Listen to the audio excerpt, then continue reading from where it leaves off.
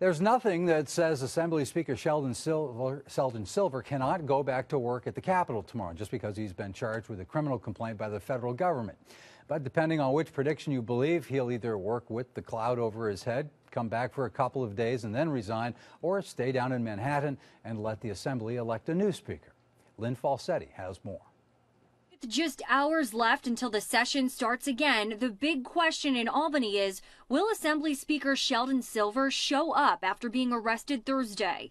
New York Post State editor and CBS 6 political analyst Fred Dicker says it's a gamble. The tension is really palpable. People are very nervous about what's going on. The Democrats especially are scared. I think there's a good chance that Shelly Silver won't show up. What's he going to say to these members of his who are demanding some answers? Now, if he doesn't show, he would have to show at some point. He goes on to say the session could be delayed for several days, with a lot of people expecting his return to the Capitol to not be until later this week.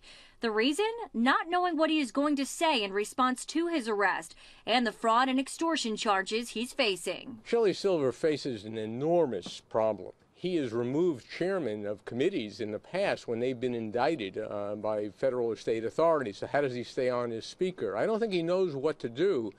Right now this weekend, I'm sure he's working out some kind of a plan. He may ask for more time. But this is really the big $64,000 question at the Capitol. But Silver's legal woes could mean a ripple effect for passing the state's budget.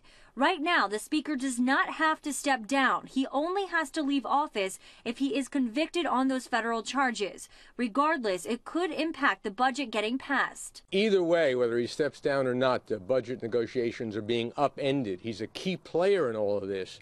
And facing a lifetime in prison, which he actually faces, how could he focus on the budget? So he's going to have to give to other people the responsibility for the budget. It's probably going to delay things. A lot of anger around. A lot of Democrats don't like the governor. So we may be looking at the first delayed budget in the last 5 years if things continue the way they're going. In Albany, Lynn Falsetti, CBS 6 News.